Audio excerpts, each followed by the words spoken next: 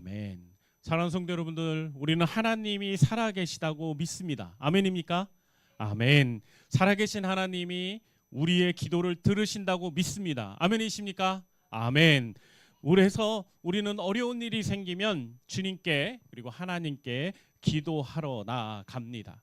그런데 정작 오래 우리가 어떤 문제 앞에 서서 기도하다 보면 우리의 마음이, 우리의 기도와는 조금 다른 방향으로 흘러가는 것을 우리는 슬슬 눈치채기 시작합니다. 입술로는 기도하지만 마음으로는 이미 결론을 내리고 있을 때가 종종 우리가 있습니다. 이건 안 바뀔 거야. 이 문제는 너무나 오래됐어. 여기엔 도저히 길이 없어.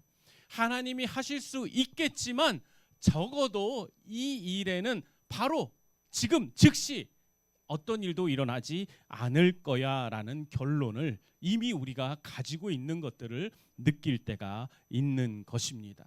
이것은 무엇입니까? 우리가 기도는 하지만 기대는 하지 않는다는 것을 말하고 있는 것입니다. 하나님을 믿는다고 말하지만 실제로는 현실의 닫힌 문만 바라보고 우리가 살아가고 있다는 걸 말하고 있는 것입니다. 오늘 본문은요, 그런 우리를 아주 정확하게 우리에게 거울처럼 비추어주고 있습니다. 사도행전 12장 오늘 본문은 감옷에서 기적적으로 빠져나온 베드로의 이야기를 담고 있지만요, 사실은 그보다도 더 깊은 우리들의 이야기를 담고 있는 성경 본문인 것입니다.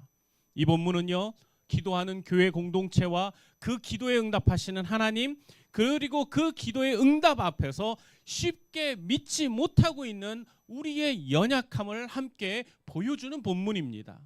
그래서 우리는 이 모든 본문을 보면서 하나님은 기도하는 교회 가운데 예상보다 크고 분명한 구원과 응답을 우리에게 이루신다는 것을 보게 될 뿐만 아니라 우리의 현실의 모습, 우리 자신의 모습도 보게 됩니다.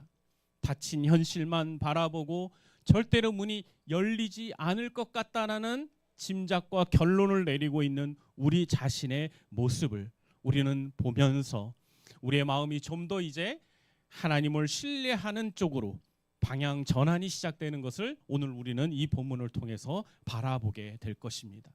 오늘 본문의 12절 말씀을 여러분 다시 한번 보시길 바랍니다. 베드로가요, 천사의 도움을 받아서 감옥에서 나왔습니다. 아무도 눈치 못 채는 상황에서 감옥에서 나왔어요. 심지어 누구도 눈치 못 챘습니까? 베드로도 감옥에서 나오는 동안 이게 현실인지 꿈인지 구분하지 못하고 있었어요.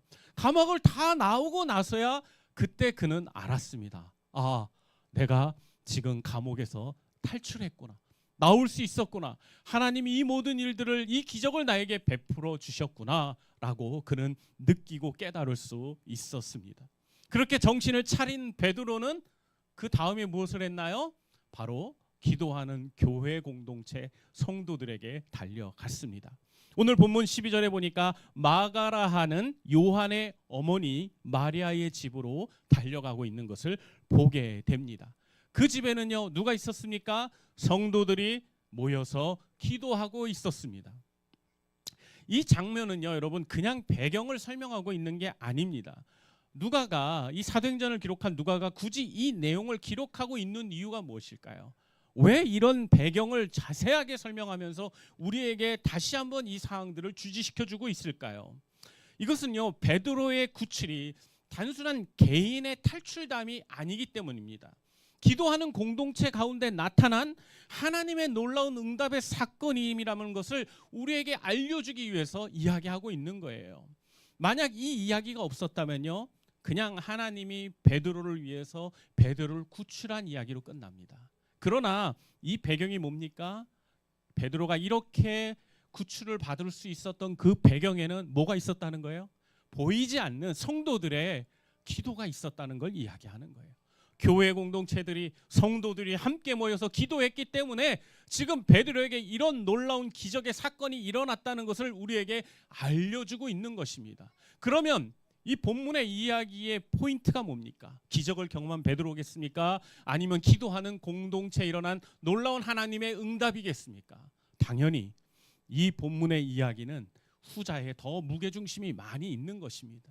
우리는요, 근데 사실 그런 거 별로 중요하게 생각 안 해요. 이건 당연한 걸로 여깁니다. 당연히 어렵고 힘든 일 당하니까. 그리고 지금 상황이 어떻습니까? 박해를 받는 입장이었잖아요.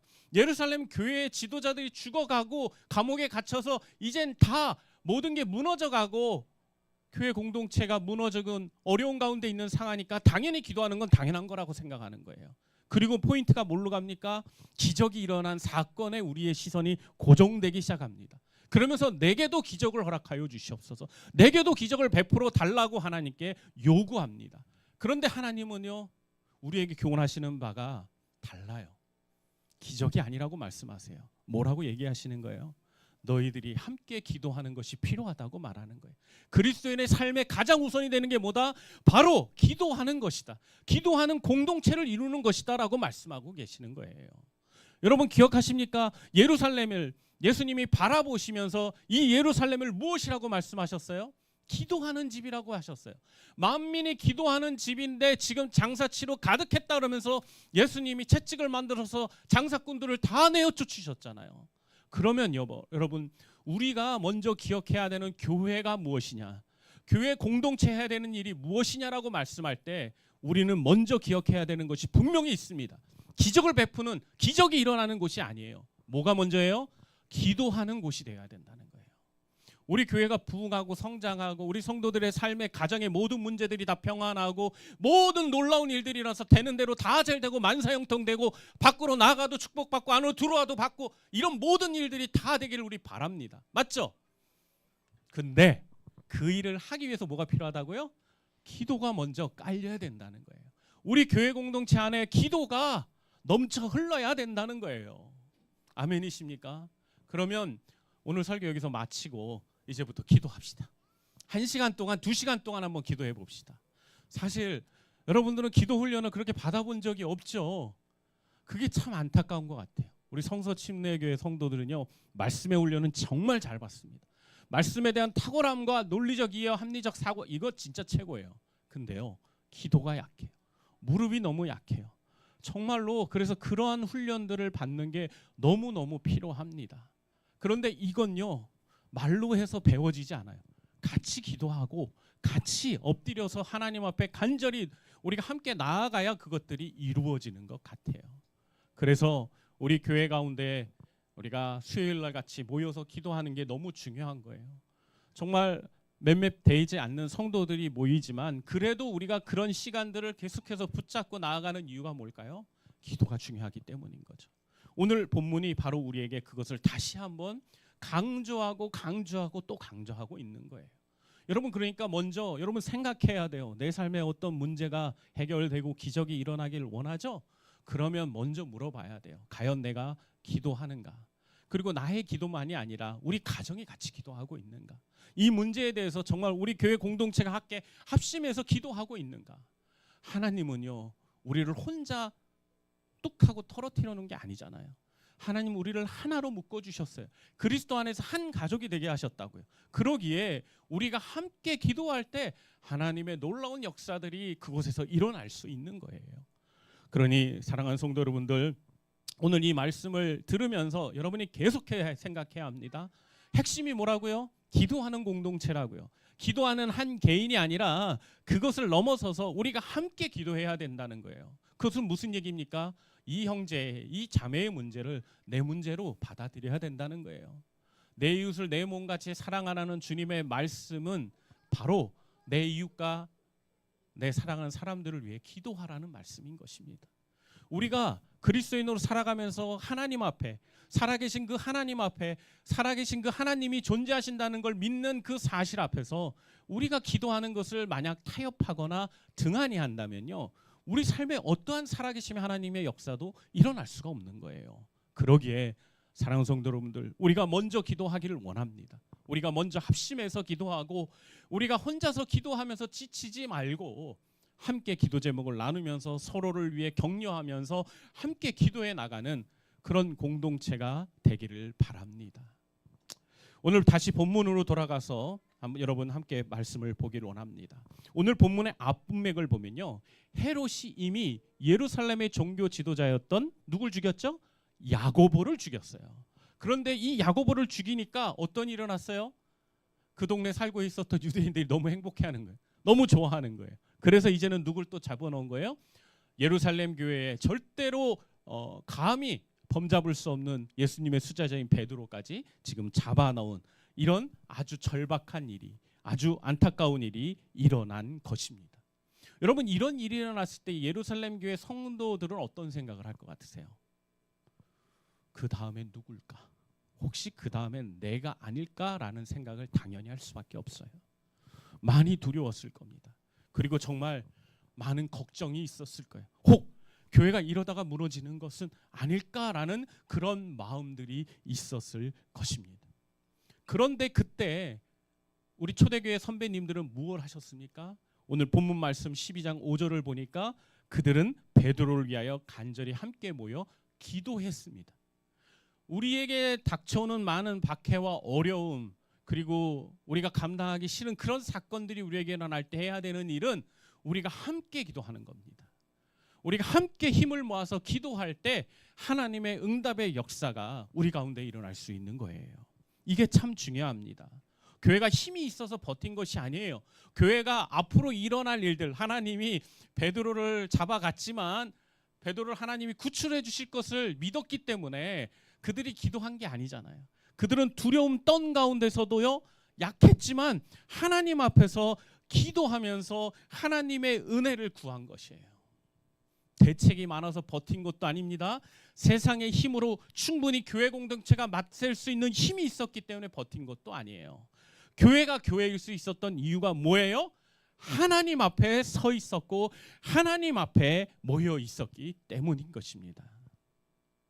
기도는요, 아무것도 못하는 사람들이 마지막으로 선택하는 그런 약하고 연약한 그 마지막 타협점이 아니에요. 기도는요, 하나님의 백성이 가장 먼저 붙드는 자리고 가장 사모하는 자리예요. 왜냐하면 기도는 내가 할 수 없다는 고백이면서 동시에 하나님은 하실 수 있다. 주님, 저는 안 되지만 주님은 하실 수 있습니다라는 믿음의 고백이기 때문인 거예요. 저는 우리 그리스도인의 삶에 기도가 사라지는 것은 믿음이 사라지는 거라고 생각합니다. 그래서 먼저 우리 그리스도인의 삶의 영적인 회복을 강구한다면 먼저 우리가 회복해야 되는 건 무엇입니까? 기도의 자리로 나아가는 거예요. 그리고 하나님 앞에 어떤 것이든 그분께 구하고 묻고 간절히 요청하는 그런 기도의 모습들이 우리 가운데 회복돼야 하는 것입니다. 여러분, 우리도 인생의 문제를 만나면요, 제일 먼저 시작하는 것이 하나가 있죠. 머리로 따져보는 거예요. 계산기를 눌러보는 것입니다.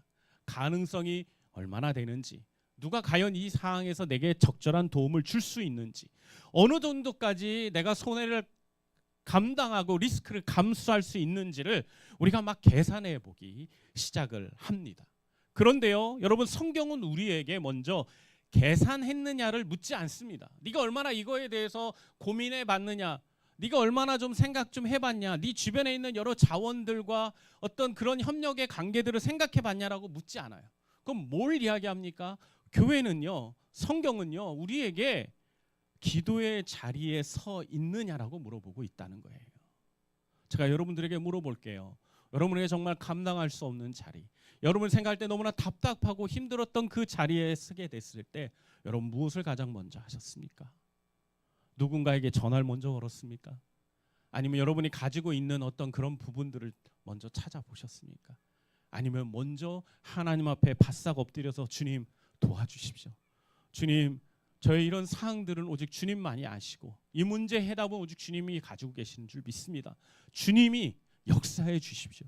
주님이 일하실 것을 제가 믿고 기대하겠습니다. 라는 그런 기도를 드려보셨나요? 성경은요, 우리가 그런 기도의 사람들이 되기를 원하고 계십니다. 가정의 문제 참 어렵습니다.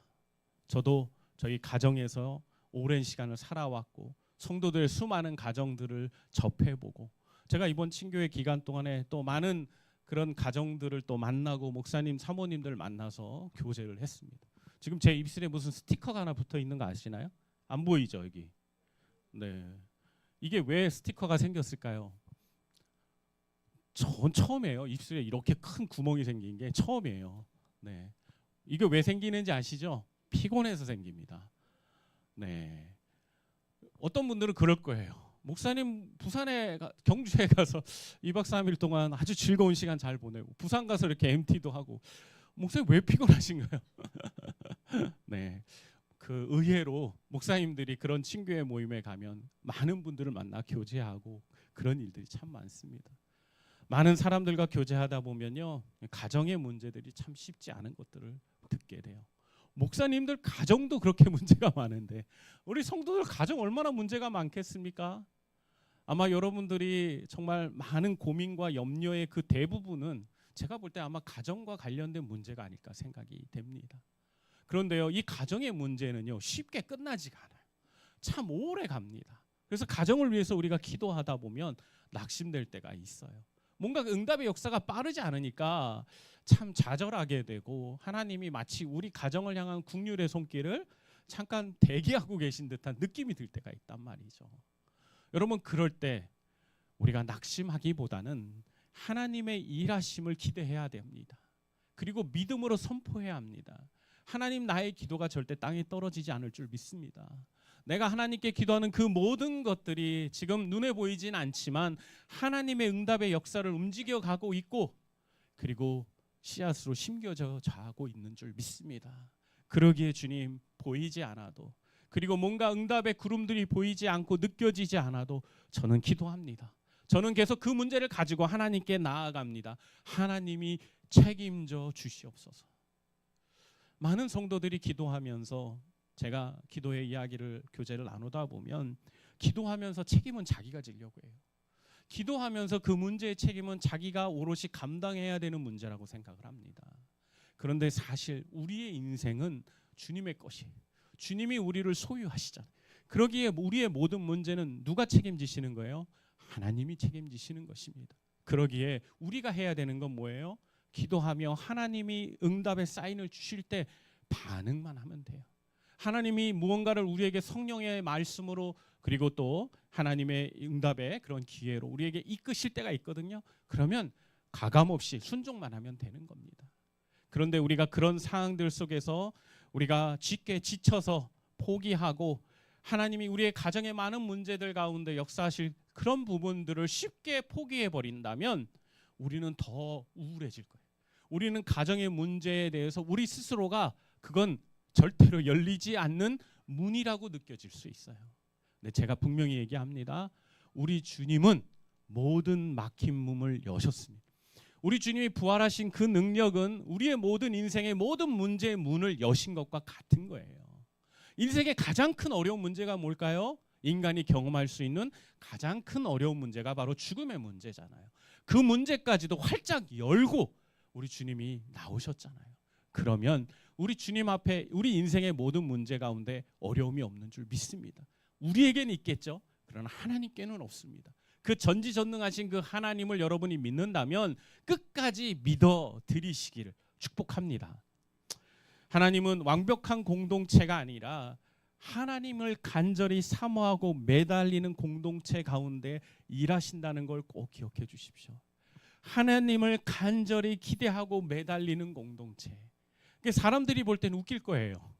보이지도 않는 그런 존재를 향해서 그분을 믿는다고 하면서 매어 달리고 그분께 모든 응답과 역사를 기대하며 있는 우리의 모습이 우매해 보일 거예요. 그러나 우리는 아니잖아요. 하나님이 살아계시다는 분명한 증거와 우리 삶의 많은 역사들을 알고 있지 않습니까? 조금만 생각해 보세요. 우리 삶에 얼마나 많은 불가능한 일들이 하나님의 은혜 가운데 응답되고 열려왔는지요. 저는 제 인생을 하나님의 은혜의 흔적이라고 생각을 합니다. 지금도 저는 여전히 제 자신의 한계와 모습을 보면 부족한 게 너무 많고 어려운 게 많아요. 그러나 하나님이 순간순간 저의 삶에 인도하시고 이끄시는 놀라운 손길들 가운데 제가 여전히 하나님의 귀한 사랑받는 자로 이 자리에 살아가고 걸어가고 있습니다. 여러분, 우리 교회 지금 목사님 사택 재계약을 앞두고 있는 거 아시죠? 이사를 해야 되잖아요. 은행에서는요 10년이 됐기 때문에 이제 더 이상 대출이 안 된다라고 이야기를 하고 있어요. 근데요 이번 친교회 기간 동안에 건물주가 연락이 오셨습니다.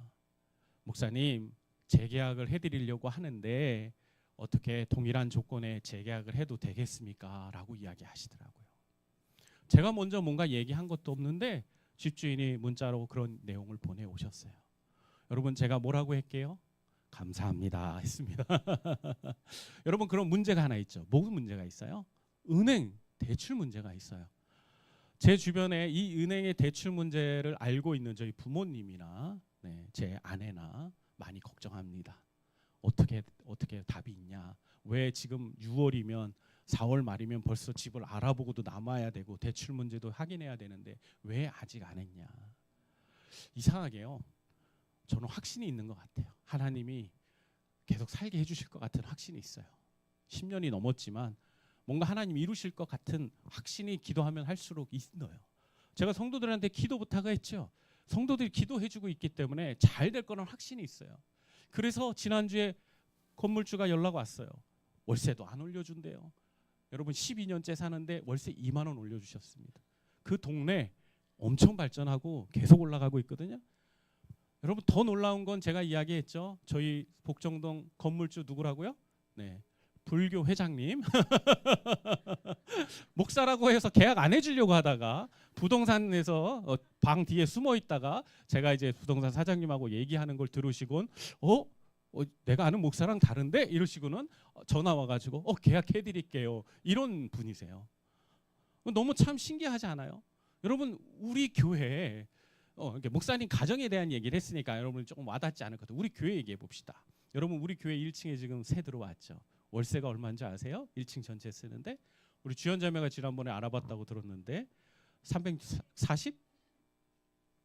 하여튼 300 하여튼 그 정도 돼. 300 중반쯤 됩니다. 1층 전체 쓰는데 1층 전체 크기하고 우리 예배당 크기 어떨까요?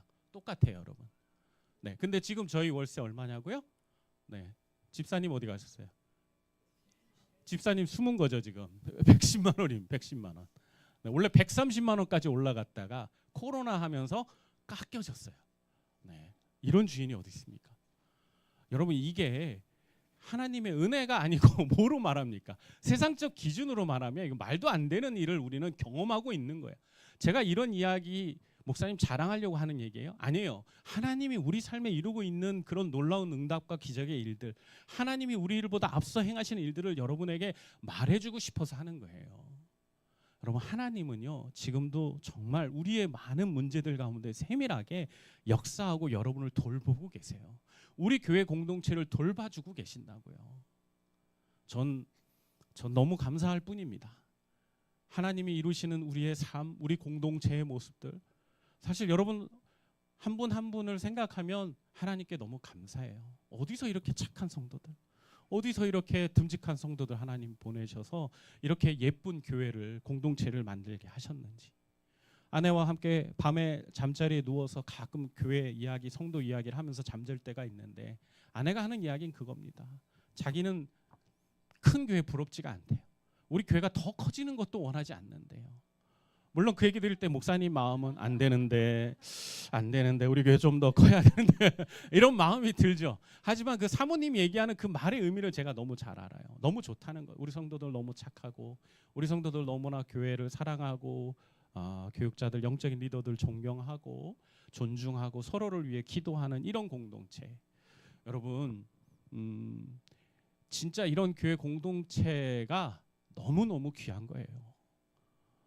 하나님 앞에서 우리 교회가 외형적으로는 세상적인 기준에 너무나 약소하고 부족하죠. 그러나 하나님 나라 안에서 절대 우리 교회가 작지 않아요. 저는 나중에 천국 가면 하나님이 여러분들이 그걸 자세히 알려주실 거라고 생각합니다.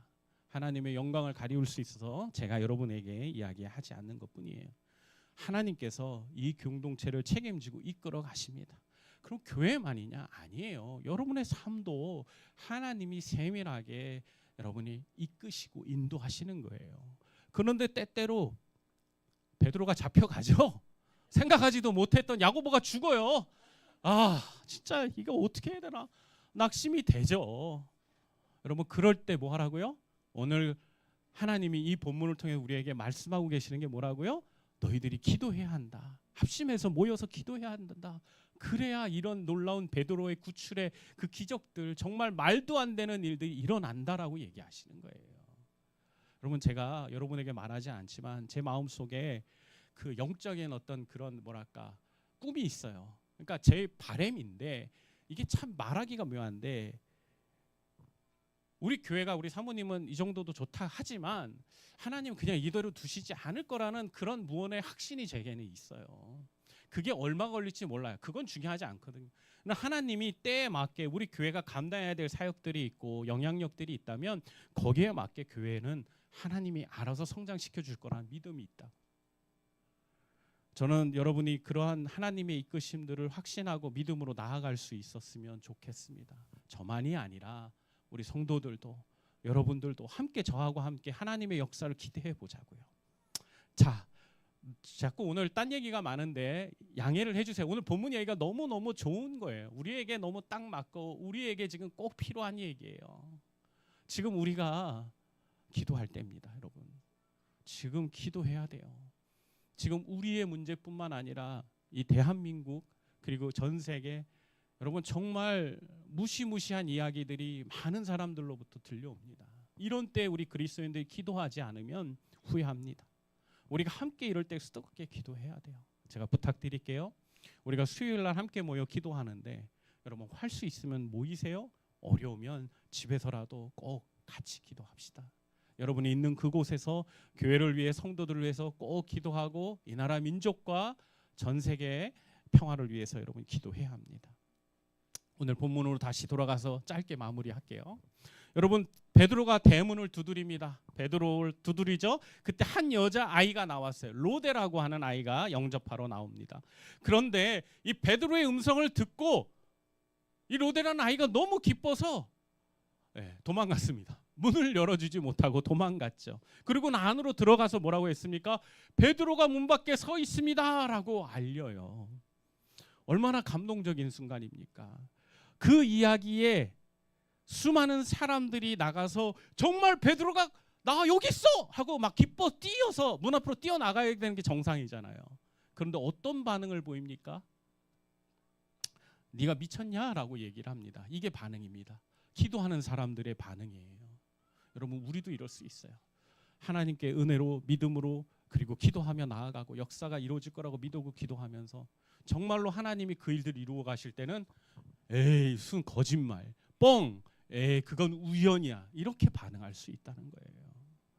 오늘 이 본문에 아주 중요한 포인트가 이거죠. 여러분, 우리는 하나님이 우리의 삶의 기도에 놀라운 역사를 이루어 주실 때 그걸 아멘으로 받을 줄 알아야 되는 거예요. 하나님이 언제든지 그런 일들을 이끌어 가실 때 우리는 아멘, 감사합니다, 주님, 기쁨으로 그 모든 것들을 우리가 반응하겠습니다라고 나아가야 하는 것입니다. 그런데 그들은 그러지 못했어요. 그런데 그게 그 모습이 사실은 우리의 모습이라는 걸 여러분 인정해야 된다는 거예요. 우리가 기도하지만 믿음이 없이 기도하고 있는 거예요. 우리가 기대하지만 기대가 없는 기도를 하고 있는 거죠. 이제 더 이상 그런 기도는 멈춰야 돼요. 여러분이 기도하고 있다면 정말 살아계신 그 하나님의 임재를 여러분이 믿고 있다면 이제 그런 기도가 아니라 진짜 하나님, 내가 기도한 대로 다 이루어질 걸 믿습니다라는 그런 기도를 하는 사람들이 되어야 한다는 거죠. 제가 개척 나오기 전에 부산에 있는 풍성한 교회에 가면서 이제 한 1년 정도 부산에 매달 왔다 갔다 하면서 교육을 받은 적이 있습니다. 두 날개 교육이라는 것. 여러분, 그때 그 교회 목사님이 늘 참석하는 분들에게 마치 마법의 주문처럼 외치게 한 게 있어요. 그게 뭐였냐면요, 잘 되고 있습니다. 한번 따라해 볼까요? 잘 되고 있습니다. 잘 될 줄 믿습니다. 네. 이게 별거 아니잖아요. 근데요, 한번 그 세미나 갔다 온 분들은 이게 입에 배요. 매번 그렇게 시키니까. 근데요, 사람의 삶이 참 무서운 게 입술의 고백처럼 되더라는 거예요. 그런데 여기에 그냥 단순하게 우리의 믿음이나 기도나 이런 거 없이 그냥 읊조리는 그런 고백이 아니라 정말 내 믿음, 정말 내 마음이 담겨서 그런 고백이 나오면 어떨 것 같으세요? 그걸 혹 여의도 순복음교회 조 무슨 목사님은 이걸 4차원의 영성이라고 표현하기도 했어요. 말대로 될 거다. 믿음대로 될지어다. 이러면서 이야기를 했어요. 그 들을 때는 참 희한하다. 근데 그게 그 당시에 그 전쟁의 폐해 가운데 이제 그 아무것도 배우지 못했던 부모님들 세대에서는 그렇게 설명하는 게 제일 이해되기 쉬웠어요. 그래서 그렇게 설명을 했던 걸 제가 충분히 이해를 합니다. 사랑하는 성도 여러분들, 우리가 정말 믿어야 합니다. 기도한 대로 응답될 줄 믿어야 합니다. 이렇게 선포합시다. 기도하면 응답됩니다. 큰 소리로 기도하면 응답됩니다. 다시 한번 기도하면 응답됩니다. 기도하면 응답됩니다. 우리 이제 옆에 사람 보고 얘기합시다. 기도하면 응답됩니다. 기도하면 응답됩니다. 기도하면 응답됩니다. 여러분이 한 주간 사는 동안 이거를 정말 마음을 다해서 여러분이 고백하듯이 해보세요. 근데 주의할 건 형식적이 아니에요. 내 믿음을 담는 거예요. 내 정말 그렇게 될 거라는 믿음을 가지고 내가 기도하면 응답됩니다. 내가 기도하고 있으면서 의심된다. 기도하면 응답됩니다. 기도하면 응답됩니다. 그러고 한 번만 일주일만 살아봐요. 그럼 여러분의 삶의 내면에 어떤 생각들이 드는지, 어떤 하나님의 음성이 들려오는지, 어떤 확신이 생기는지 경험해 보세요.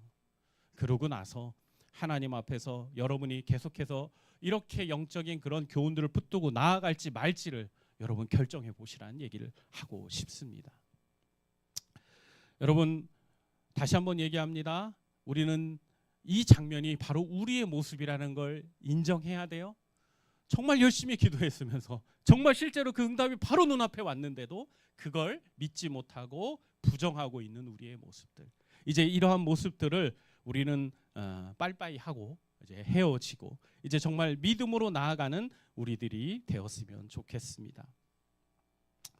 여러분 오늘 그 마지막 16절 부분을 좀 한번 같이 읽어볼까요? 네, 베드로가요. 네, 이제 사람들이 믿지 못하고 있으니까 어떻게 해요? 문을 세차게 계속 두드리고 있는 것을 봅니다. 그리고 그들이 문을 열어 진짜 베드로가 있는 걸 보고 놀라워하죠.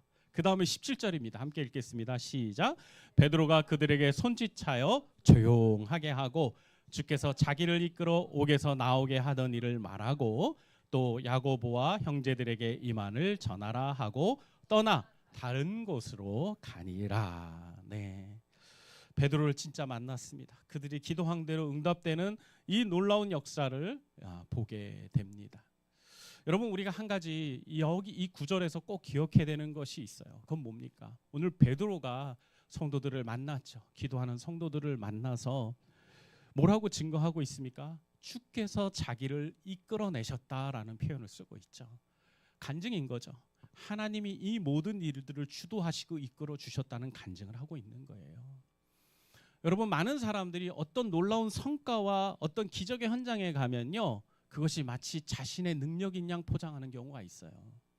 예전에 기도원에 가면 만나게 됐던 수많은 권사님들이 그랬죠. 자신들이 뭔가 홀리하기 때문에, 자신이 뭔가 특별한 영감이 있기 때문에 자신이 보면 다 보이거든요. 네, 무슨 궁예도 아니고 흑심술을 하는 것도 아니고 다 보인대요. 여러분 그런 분들 못 만나보셨죠? 참 그런 분들 어떤 배짱으로 이렇게 하는지 제가 잘 모르겠어요. 네. 근데 여러분 하나님의 사람들은요 그렇게 하지 않아요. 그런 기적의 순간 경험을 통해서 다른 사람들에게 말하고 증거할 때는 자기를 감춥니다. 자기를 드러내지 않습니다. 오직 누가 드러나요? 오직 하나님만 드러나게 하는 것입니다. 이게 중요해요. 저는 우리 그리스도인의 삶에, 우리 현대 그리스도인들의 삶에 이게 너무나 필요하다고 생각해요. 주를 드러내는 삶, 내가 아니라 주를 드러내는 삶입니다. 내 삶에 이루어진 놀라운 성과들, 좋은 일들, 그 모든 것들을 우리 그리스도인들이 나를 포장해서 드러내는 게 아니라 우리 주님을 드러내는 사람들이 될 수 있었으면 좋겠어요. 베드로의 이러한 모습들이 우리 삶에 얼마나 필요한지 모릅니다. 갈수록 우리는요 개인주의를 살아가게 되잖아요. 자기 PR이라고 하는 그런 부분 속에 살아가기 때문에 자꾸 자기를 드러내고 싶은 욕망에 휩싸이게 돼요. 친구와 만날 때도, 그리고 많은 사람들과 교제할 때도 자꾸 자기의 뭔가를 드러내고 싶어서 막 노력하는 사람들을 참 많이 보게 됩니다. 그런데 그럴 때일수록 겸손해야 합니다. 하나님이 그 모든 일들을 이끌어 오셨던 거예요.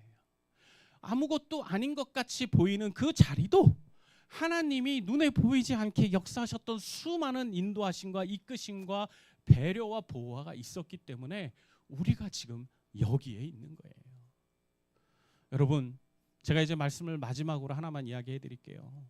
여러분 지금 건강해서 이 자리에 나와 있는 게 얼마나 축복인지 아시죠? 정말 말도 안 되는 그런 순간들이 우리에게 정말 많이 일어날 수 있어요. 정말 사건과 사고는 끊임없이 우리 주변에 늘 산재해 있잖아요. 그런 가운데서 지금 우리가 호흡하고 두 다리 멀쩡하게 지금 이곳에 와서 예배드릴 수 있는 것도 너무나 우리가 감사해야 되는 거예요. 여러분에게 따뜻하게 거처할 수 있는 집이 있는 것, 그것이 월세여도 상관없어요. 그게 전세여도 상관없습니다. 그냥 내가 안식하고 쉴 수 있는 그곳이 있다는 것 자체만으로도 은혜입니다. 그런 평범하지만 우리에게 하나님이 특별하게 배려해 주신 그 많은 것들을 감사하고 기뻐하며 받아들일 수 있는지 없는지, 여러분 저는 우리 그리스도인들이 성숙해지면 성숙해질수록 그런 사소한 것, 작은 것 하나에도 감사하고 주님께 영광 돌리는 그런 성도들이 되었으면 좋겠습니다. 그럴 때 우리의 삶의 그런 응답의 역사가, 우리의 삶의 그러한 기적의 역사가 계속 끊임없이 일어나게 될 거라고 믿습니다. 그 은혜를 우리 성도들 모두가 믿음으로 기대하는 저와 여러분 되기를 주님의 이름으로 축복합니다. 아멘. 이 시간 기도하겠습니다. 아버지 하나님 감사합니다. 하나님의 은혜 가운데서 우리가 여기까지 올 수 있는 것이 하나님의 큰 은혜입니다. 무엇보다 기도하는 성도들이 있고 기도하는 공동체가 있음을 감사합니다. 함께 기도하고 함께 어려운 일들에 가족처럼 함께하는 이 귀한 복된 공동체를 축복하여 주시고, 앞으로도 하나님 우리가 하나님의 은혜를 구하면서 하나님의 살아계심을 매일매일 삶 가운데 경험하고 그리고 또 경험할 수 있게 도와주시옵소서. 우리 앞에 닫힌 문처럼 보이는 수많은 일들을 바라보면서 우리가 좌절하지 않게 하여 주시고 끝까지 기도하며 믿음으로 나아가는 우리 멋진 꿈을 심는 교회 성도들 모두가 되도록 주님 축복해 주시옵소서. 감사하며 예수님의 이름으로 기도합니다. 아멘.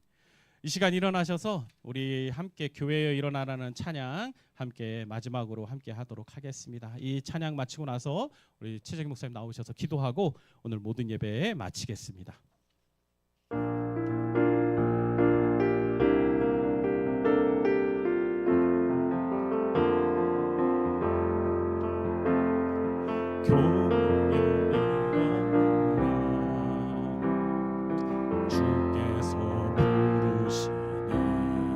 두려움과 실패 내려놓고 교회여 일어나. 한 번 더요. 교회여 일어나라. 교회여 일어나라. 주께서 보내시니 우리를 부르시신 삶의 자였고 교회여 일어나. 우린 세상의 빛, 우린 세상의 빛, 하나님의 편지 주를 나타내는 주의 교회를 통해 세상 주를 보리라. 일어나라 아버지 사랑으로,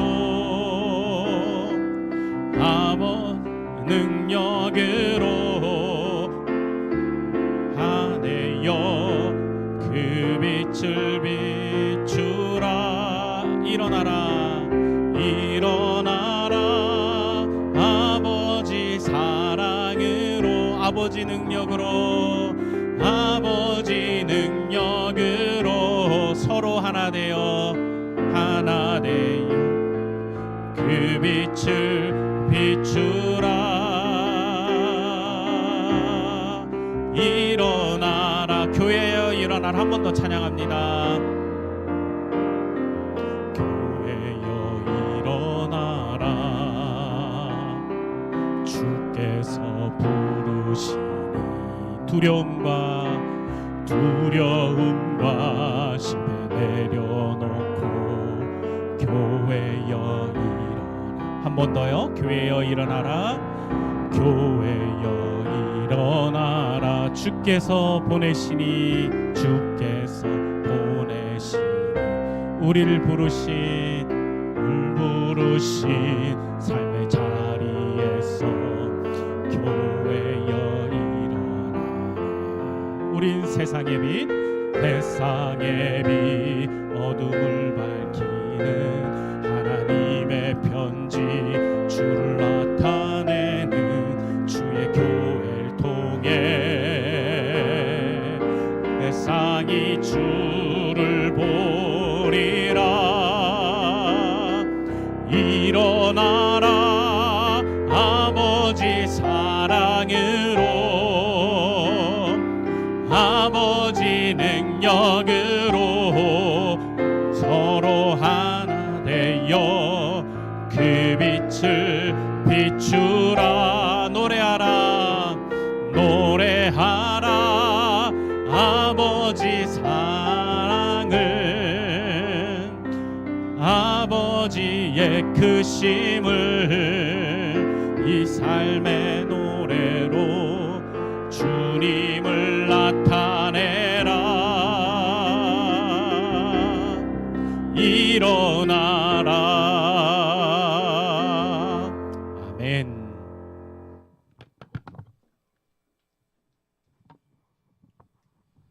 아버지 하나님, 오늘 기도하는 공동체에 대한 귀한 말씀 받았습니다. 기도하면 응답하시는 우리 귀한 아버지, 저희가 더 기도에 힘쓰는 그런 교회가 될 수 있도록 인도해 주시옵소서. 저희들이 참 믿음이 약하여 기도하지 못할 때가 너무 많았던 것 하나님 앞에 또 용서를 구합니다. 하나님, 이 놀라우신 일을 이루시는 우리 주님께 우리가 더 영광 돌릴 수 있게 하시고, 또 내 자신을 드러내지 않는 그런 우리의 삶이 되도록 인도해 주시옵소서. 주신 말씀 감사드리며 예수 그리스도의 이름으로 기도드렸습니다. 아멘.